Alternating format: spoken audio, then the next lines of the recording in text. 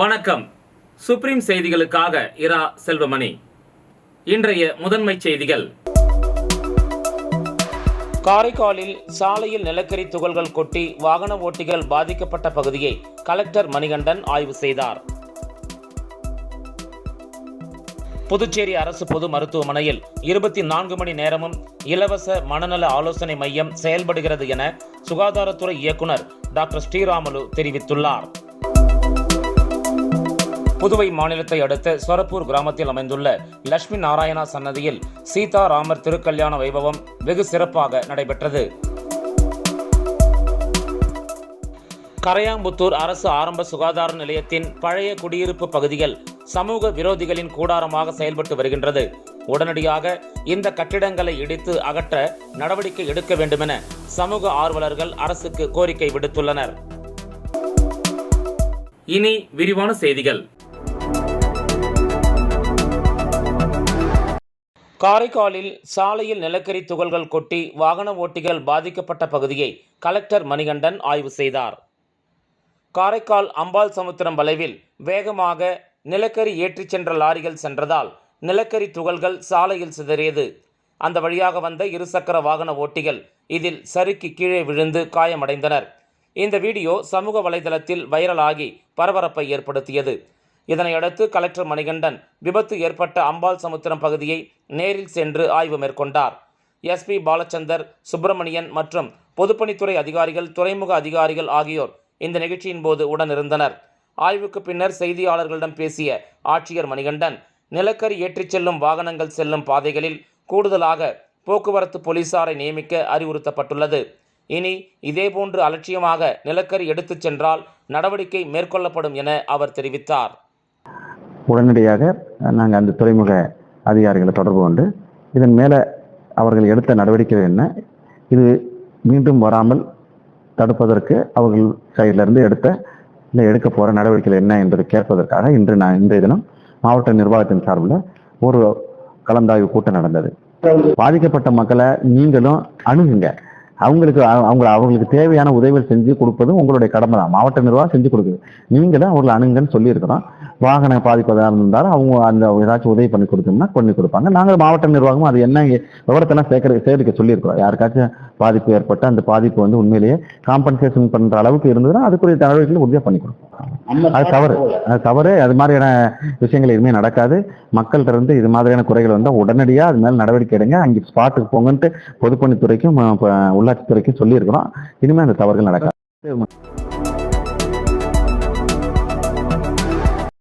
புதுச்சேரி அரசு பொது மருத்துவமனையில் 24 மணி நேரமும் இலவச மனநல ஆலோசனை மையம் செயல்படுகிறது என சுகாதாரத்துறை இயக்குனர் டாக்டர் ஸ்ரீராமுலு தெரிவித்துள்ளார். புதுச்சேரி அரசு சுகாதாரத்துறை இயக்குனர் டாக்டர் ஸ்ரீராமுலு வெளியிட்டுள்ள செய்திக்குறிப்பில், கடந்த 2022ஆம் ஆண்டு உலக சுகாதார நிறுவனத்தின் ஆய்வின்படி இந்தியாவில் ஒவ்வொரு வருடமும் 10 லட்சம் பேருக்கு 11.6% பேர் தற்கொலை செய்கிறார்கள். உடல் நலத்திற்கு முக்கியத்துவம் கொடுப்பது போல மனநலத்திற்கு அவ்வளவு முக்கியத்துவம் கொடுக்கப்படுவதில்லை. மாணவர்களிடையே தேர்வு குறித்த பயம், தேர்வு முடிவு குறித்த பயம், நீட் தேர்வு குறித்த பயம், தற்கொலை சிந்தனை போன்றவை அதிகமாக உள்ளன. பல்வேறு மனப்பிரச்சனைகள், உறவுகள் இடையே பிரச்சனை, காதல் தோல்வி, பொருளாதார சிக்கல், போதை பழக்க வழக்கங்கள் போன்றவற்றினால் ஏற்படும் மன உளைச்சலை ஆரம்ப நிலையிலேயே கண்டறிந்து அதனை சரி செய்வதன் மூலம் மனநோய்களையும் தற்கொலைகளையும் தடுக்கலாம் என்றார். புதுச்சேரி அரசு பொது மருத்துவமனையில் 24 மணி நேர இலவச மனநல ஆலோசனை தொலைபேசி சேவை மையம் செயல்படுகிறது. மக்கள் மனநல ஆலோசனைக்கு 14416 என்ற இலவச எண்ணை தொடர்பு கொள்ளலாம் என அச்செய்தி குறிப்பில் குறிப்பிடப்பட்டுள்ளது.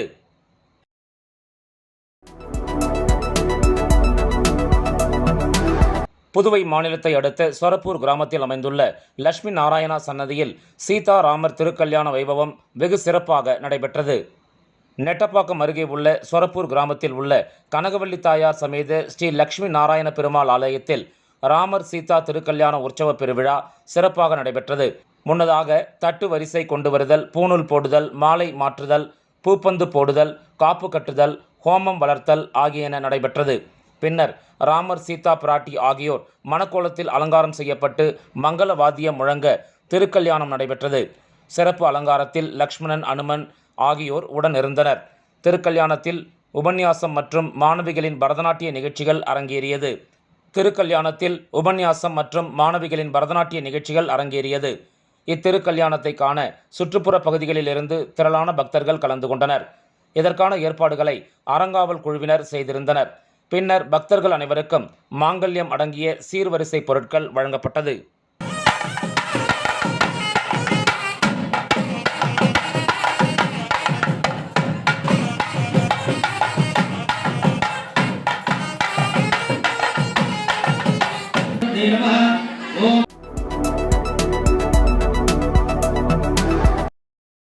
கரையாம்புத்தூர் அரசு ஆரம்ப சுகாதார நிலையத்தின் பழைய குடியிருப்பு பகுதிகள் சமூக விரோதிகளின் கூடாரமாக செயல்பட்டு வருகின்றது.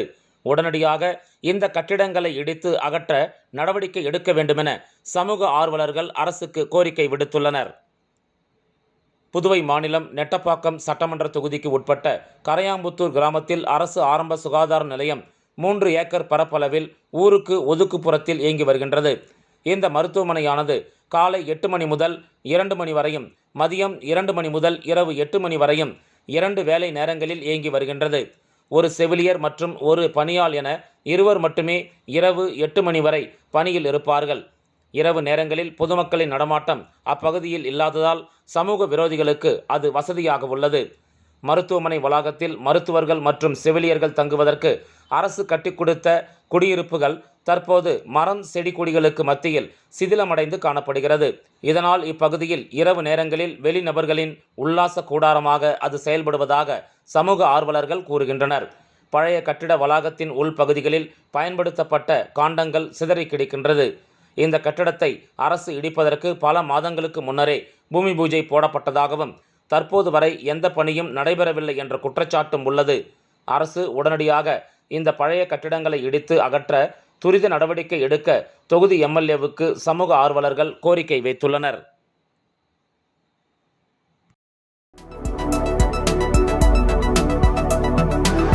மூலக்குளம் கிறிஸ்ட் பொறியியல் கல்லூரியில் 17வது ஆண்டு விழா கல்லூரி வளாகத்தில் நடைபெற்றது. புதுச்சேரி மூலக்குளத்தில் இயங்கி வரும் கிறிஸ்ட் பொறியியல் மற்றும் தொழில்நுட்ப கல்லூரியின் 17வது ஆண்டு விழா நடைபெற்றது. கல்லூரி மேலாண் இயக்குனர் சாம்பால் வழிகாட்டுதலின்படி நடந்த இவ்விழாவிற்கு கல்லூரி முதல்வர் சிவக்குமார், சாம்பால் கல்வி அறக்கட்டளையின் இயக்குனர் குமரவேல் ஆகியோர் தலைமை தாங்கி ஆண்டு இதழினை வெளியிட்டனர். முதன்மை விருந்தினர் சினிமா நடிகர் சதீஷ் பெற்றுக்கொண்டார். சிறப்பு விருந்தினர்களாக விஜய் டிவி புகழ், நடிகர்கள் ஆசார் மற்றும் TSK கலந்து கொண்டு பேசினர். கல்லூரி முதல்வர் சிவக்குமார் கல்லூரி ஆண்டு அறிக்கை வாசித்தார். இவ்விழாவில் 2022-2023 கல்வியாண்டில் பல்கலைக்கழக அளவிலும் கல்லூரி அளவிலும் முதலிடம் பிடித்த மாணவர்கள், அதிக தேர்ச்சி சதவிகிதம் கொடுத்த பேராசிரியர்கள், போட்டிகளில் வெற்றி பெற்ற மாணவர்கள் ஆகியோருக்கு பரிசுகள், சான்றிதழ்கள் வழங்கப்பட்டது. தொடர்ந்து மாணவர்களின் கலை நிகழ்ச்சிகள் நடைபெற்றன. இவ்விழாவில் சாம்பால் கல்வி அறக்கட்டளை குழுமத்தின் அனைத்து கல்லூரி மற்றும் பள்ளி முதல்வர்கள், துறை தலைவர்கள், இணை பேராசிரியர்கள், துணை பேராசிரியர்கள், மாணவ மாணவியர் உள்ளிட்டோர் கலந்து கொண்டனர்.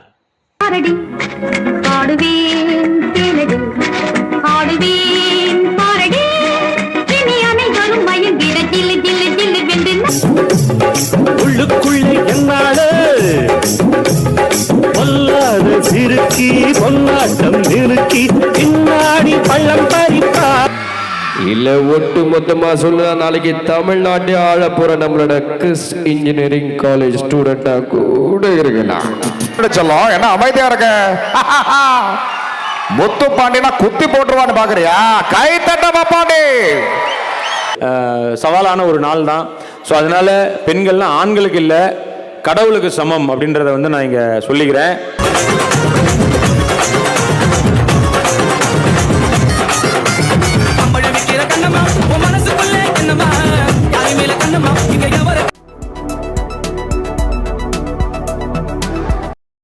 திருநள்ளாறு சனீஸ்வர பகவான் ஆலயத்திற்கு வருகின்ற பக்தர்களுக்கு திருநள்ளாறு காவல் நிலையம் சார்பில் மோர் வழங்கப்பட்டது.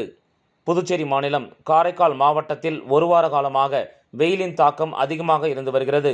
இதனால் பொதுமக்கள் பெரிதும் பாதிக்கப்பட்டுள்ளனர். இந்த நிலையில் இன்று காரைக்காலை அடுத்த திருநள்ளாறில் அமைந்துள்ள உலக புகழ்பெற்ற ஸ்ரீ சனீஸ்வர பகவான் ஆலயத்தில் சனிக்கிழமை மற்றும் கோடை விடுமுறையை முன்னிட்டு பல்வேறு மாவட்டங்களில் இருந்து ஆயிரக்கணக்கான பக்தர்கள் சாமி தரிசனம் செய்ய வருகை தந்திருந்தனர். இந்த நிலையில் திருநள்ளாறு ஆலயத்திற்கு வருகின்ற பக்தர்களுக்கு வெயிலின் வெப்பத்தை தணிக்கும் விதமாக திருநள்ளாறு காவல் நிலையம் சார்பில் காவல் கண்காணிப்பாளர் பாலச்சந்திரன் தலைமையில் இன்று திருநள்ளாறு போலீசார் மோர் வழங்கினார்கள். இதனை ஆர்வத்தோடு பக்தர்கள் மோரை வாங்கி அருந்திச் சென்றனர்.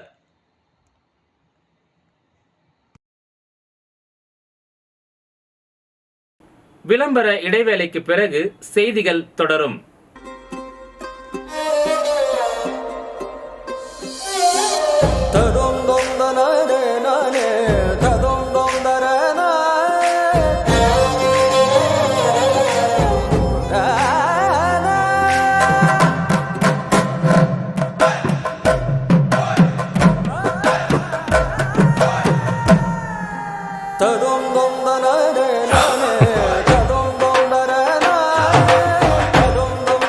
One India, one emotion.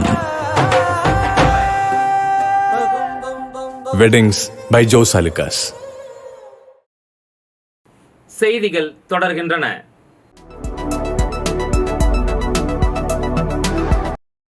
Rotary club of Pondicherry Marina சார்பில் மகளிர் தினத்தை ஒட்டி பல்வேறு விளையாட்டில் சாதனை படைத்து வரும் வீராங்கனைகளின் பெற்றோர்கள் பாராட்டி கௌரவிக்கப்பட்டனர்.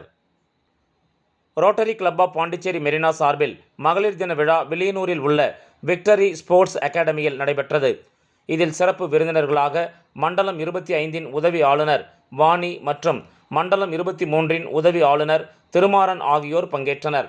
இவ்விழாவில் புதுச்சேரியின் கிராமப்புற பகுதியைச் சேர்ந்த பல்வேறு விளையாட்டில் சாதனை படைத்து வரும் பெண்களின் பெற்றோர்கள் கௌரவிக்கப்பட்டனர். இந்த நிகழ்ச்சியை தமிழ்துறை பேராசிரியர் முனைவர் தங்கையன் தொகுத்து வழங்கினார்.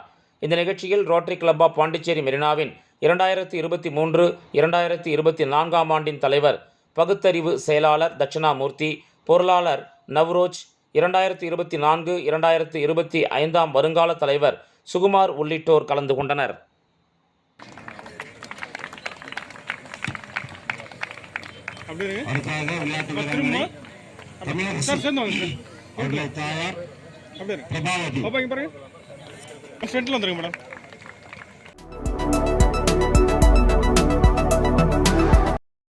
புதுச்சேரி முத்தியால்பேட்டை தொகுதி சப்தகிரி கார்டன் பகுதியில் குடியிருப்போர் நலச்சங்க பெயர் பலகையை திறந்து வைத்த தொகுதியின் முன்னாள் சட்டமன்ற உறுப்பினர் நந்தா சரவணன் கண்காணிப்பு கேமராக்களையும் அப்பகுதி மக்களுக்கு அர்ப்பணித்தார்.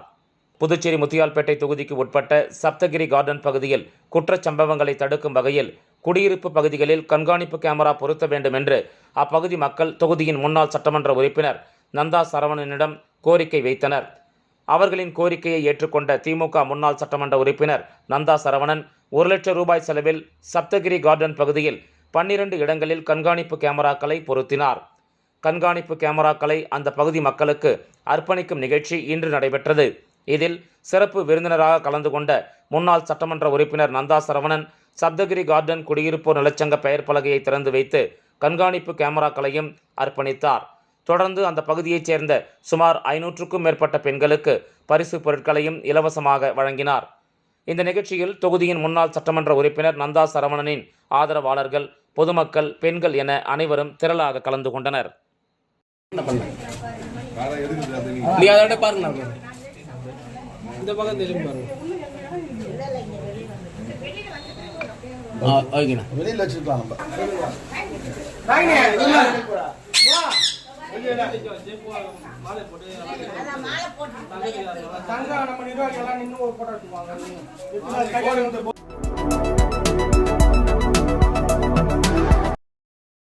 கோடை வெப்ப தாக்கத்தை தொடர்ந்து பொதுமக்கள் தாகத்தை தீர்க்கும் வகையில் உழவர்கரை நகராட்சிக்கு உட்பட்ட பகுதிகளில் குடிநீர் வசதி ஏற்படுத்தப்பட்டுள்ளதாக ஆணையர் சுரேஷ் ராஜ் தெரிவித்துள்ளார்.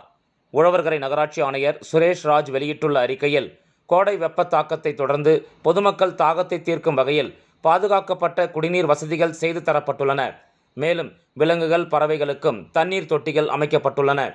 பொதுமக்களுக்காக கோரிமேடு பேருந்து நிலையம், கதிர்காமம் இந்திரா காந்தி மருத்துவமனை நுழைவு வாயில், லாஸ்பேட்டையில் உள்ள விமான நிலைய சாலை, ராஜீவ்காந்தி குழந்தைகள் விளையாட்டு பூங்கா, உழவர் சந்தை, கிழக்கு கடற்கரை சாலையில் உள்ள ராஜீவ்காந்தி சிலை திடல், பேருந்து நிறுத்தம், மூலக்குளம் பேருந்து நிறுத்தம் ஆகிய இடங்களில் பாதுகாக்கப்பட்ட குடிநீர் வசதி செய்து தரப்பட்டுள்ளது. அதேபோல பறவைகள், விலங்குகளுக்காக மேட்டுப்பாளையம் கனரக வாகன நிறுத்துமிடம், லாஸ்பேட்டை ஹெலிபேட் இறங்குதளம், அசோக் நகர் குழந்தைகள் விளையாட்டு பூங்கா, ஜவஹர் நகர் உழவர்கரை நகராட்சி முதன்மை அலுவலகம், லாஸ்பேட்டை குறிஞ்சிநகர் ராஜீவ்காந்தி குழந்தைகள் விளையாட்டு பூங்கா, ரெயின்போ நகர் குழந்தைகள் விளையாட்டு பூங்கா, காமராஜர் மணிமண்டபம், பேருந்து நிறுத்தம், கிழக்கு கடற்கரை சாலை நவீன சுகாதாரமான மீன் அங்காடி ஆகிய இடங்களில் குடிநீர் வசதி ஏற்படுத்தப்பட்டுள்ளது. மேலும் இந்திரா காந்தி சிலை சதுக்கத்தில் பசுமை பந்தலும் அமைக்கப்பட உள்ளதாக அவர் தெரிவித்துள்ளார்.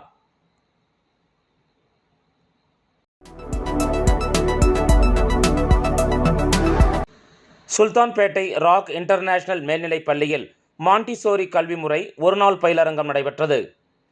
புதுச்சேரி மாநிலம் வில்லியனூர் அருகே சுல்தான்பேட்டை பகுதியில் இயங்கி வரும் ராக் இன்டர்நேஷனல் மேல்நிலைப் பள்ளியில் மாண்டிசோரி கல்வி முறை ஒருநாள் பயிலரங்கம் நடைபெற்றது. நடைபெற்ற இந்த பயிலரங்கத்தில் பாண்டிச்சேரி, திண்டிவனம், உளுந்தூர்பேட்டை, கடலூர், விருத்தாச்சலம் உள்ளிட்ட பல்வேறு பகுதிகளில் இருந்து சுமார் 160க்கும் மேற்பட்ட தேர்வர்கள் ஒரு குடும்பமாக இந்த நிகழ்ச்சியில் கலந்து கொண்டனர். இந்த நிகழ்ச்சிக்கான ஏற்பாட்டினை நிர்வாக இயக்குனர் மற்றும் தலைமை ஆசிரியை உஷா ராணி, பொறுப்பாளர் ஜாக்கீர் உசேன் ஆகியோர் செய்திருந்தனர்.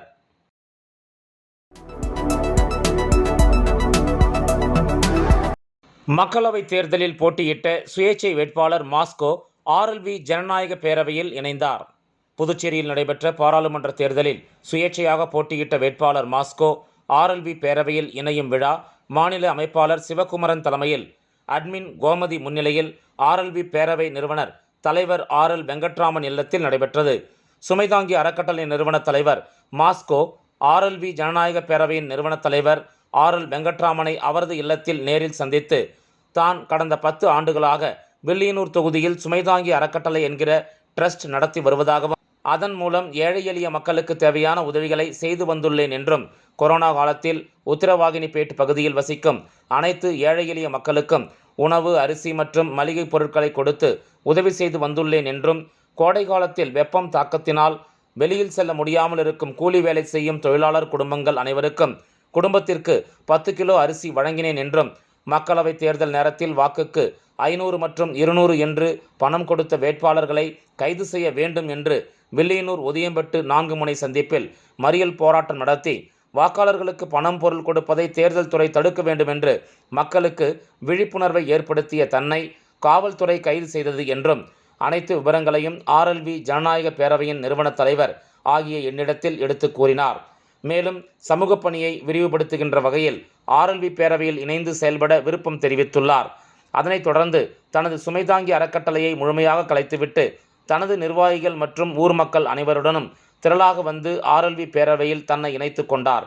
மாஸ்கோ அவர்களையும் அவருடன் வந்த வில்லியனூர் மகளிர் அணி தலைவி பரமேஸ்வரி மற்றும் தொகுதி அறக்கட்டளை நிர்வாகிகள், பெரியபேட் ஊர் பொதுமக்கள், முத்துசாமி, திருநாவுக்கரசு, எழிலரசி, சங்கரி, அலமேலு மற்றும் நிர்வாகிகள், மகளிர் அணி தலைவி நிர்வாகிகளையும் அந்த ஊர் மக்கள் அனைவரையும் ஆர்எல்வி வெங்கட்ராமன் வரவேற்று ஆர்எல்வி பேரவையில் தங்களை இணைத்துக் கொண்டனர்.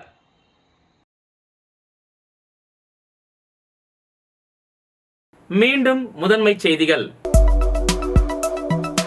காரைக்காலில் சாலையில் நிலக்கரி துகள்கள் கொட்டி வாகன ஓட்டிகள் பாதிக்கப்பட்ட பகுதியை கலெக்டர் மணிகண்டன் ஆய்வு செய்தார். புதுச்சேரி அரசு பொது மருத்துவமனையில் 24 மணி நேரமும் இலவச மனநல ஆலோசனை மையம் செயல்படுகிறது என சுகாதாரத்துறை இயக்குனர் டாக்டர் ஸ்ரீராமலு தெரிவித்துள்ளார். புதுவை மாநிலத்தை அடுத்த சொரப்பூர் கிராமத்தில் அமைந்துள்ள லட்சுமி நாராயணா சன்னதியில் சீதா ராமர் திருக்கல்யாண வைபவம் வெகு சிறப்பாக நடைபெற்றது. கரையாம்புத்தூர் அரசு ஆரம்ப சுகாதார நிலையத்தின் பழைய குடியிருப்பு பகுதிகள் சமூக விரோதிகளின் கூடாரமாக செயல்பட்டு வருகின்றது. உடனடியாக இந்த கட்டிடங்களை இடித்து அகற்ற நடவடிக்கை எடுக்க வேண்டுமென சமூக ஆர்வலர்கள் அரசுக்கு கோரிக்கை விடுத்துள்ளனர். இந்த செய்தி அறிக்கை இத்துடன் நிறைவு பெறுகிறது. வணக்கம்.